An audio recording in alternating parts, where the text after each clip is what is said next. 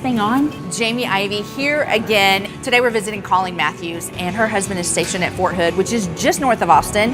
He's in the Army. He's serving over in Germany right now, and we're gonna find out what life is like for her. We have a couple of surprises up our sleeve that Colleen does not know about, so follow along. Here we go.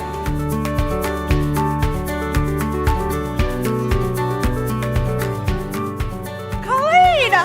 Hi! Good to see you. Thank you. Come in. Thanks for letting us come to your house. Is this your first time to live in Texas? Oh yeah. Welcome, girl. Thank you. We have our own country here. Did you know that? I've noticed that. Yes. So you moved to Texas from Alaska. Yes. And how long were you in Alaska? Just 2 years. Okay. Yeah. And before that? Before that, we were in Virginia. So the reason for the moves, your husband is in the military. Right. And in fact, right now, he's stationed in Germany. Yes. And he's been gone since when? Since July 19th of last year. When's he coming home? Early March. So when you married Evan, was he already in the military? He was. So you kind of knew what you were jumping into, or did you? No clue what I was jumping into. What was the hardest, like first jumping in, married to someone who's serving in the military? Not having freedom over when he can like take off, where we move to, where we live, what his job is. I mean, we're told all of that. That's part of service to our country, is that, you know, we go where the military tells us to go. Have you felt that, I don't like this life? Oh yeah. All deployments, I have really hard nights. Yeah. Like crying out to God, like why? Like why does it have to be this way? How have you seen God show up for you in those moments? Oh, through people, absolutely. Through his people. Absolutely. I mean, when you talk about hands and feet of Jesus, that's what that is. People rallying around you and like supporting you where you need to be supported, and people like showing up for you. I mean, that's really what keeps you going through a deployment. What about your kids? You have 4 kids. I have 4 kids. What is that like as a mom to A, have to explain to them this life, and then B, to try to point them to Jesus through this whole thing? What is that like? It's a lot of just like having to be strong for them without letting them know how hard it is for me too, you know. Yeah. God didn't mean for husbands and wives and families to live apart like this, but in service to our country, and just, you know, how proud we are to do that as a family. And that doesn't change. That doesn't change our family unit. Like, it just makes us stronger. Yeah. I've said this time and time again, but I don't know how people get through deployments without Jesus. Bottom line, I don't know. Because my faith grows so deep and so strong and so wide. I can get to the end of a deployment and think I'm in a good place, and then I go through another one and he just takes me that much deeper. So every night, the kids and I take one kiss and we eat one every night. Everybody gets one? Everybody gets one each night. And when they're gone, he'll be home. And they get really excited about this. And they ask me, they remind me every night, can we have a daddy kiss?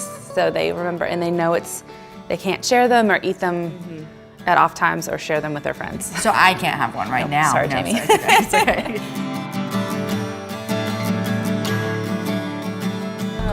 I love you so much, Jamie. I hope you're not taking me to a bowling alley.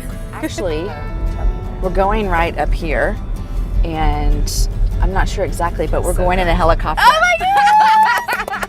We're going on a helicopter ride! I've never been on a helicopter! Me neither! You haven't? No! Oh my gosh! I'm so excited!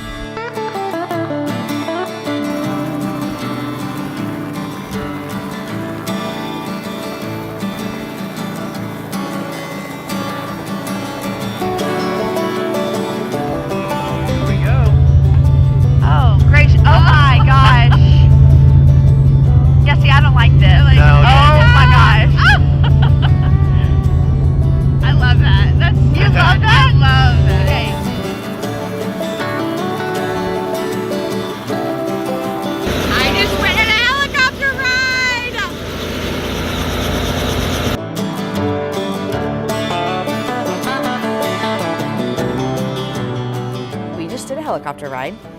Bucket list. Check. Done and done.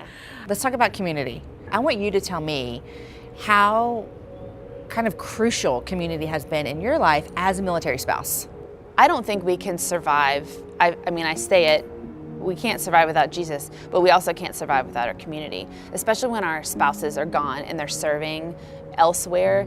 I need my friends that can come alongside me and just say, hey, whatever you're doing is good. Like, you don't have to be the best at XYZ. You know, you're trying your best. That's what God sees, that's what I see. And there's that the relational, I know where you're at, and they're encouraging of that. 3.5 years ago, I had this dream that started at IFLEAD when I didn't really know where I belonged. I didn't belong in Georgia, I didn't belong in Virginia. And so I thought, if I was feeling this way, then there's gotta be countless other women that are feeling the same way that I am. And it kind of sparked this idea of, what if we could create some intentional conversation and intentional community within our own military communities that was purposeful, so that when we did move, we would be able to find each other quickly. And that's kind of how it started. What's your hope for If Military? I see so much potential for it. I see women being able to, I see revival. So if there's a military spouse who's watching and she wants to get involved, how can she do that? Okay, she would go to ifgathering.com/military, and there's tons of ways she can get plugged in there. Reservists, retirees, active duty service women, there's a place for everyone. This has been such a fun day. Yeah, it has. We rode in a helicopter. I know. We stuffed our faces with barbecue. Yes, we did. I've learned a lot about the military, and I'm thankful for what you're doing. I'm thankful for where God's called you. Thanks, Jamie. Okay, let's get you home, because you have 4 kids I do. who need dinner. They need to. Okay, let's go.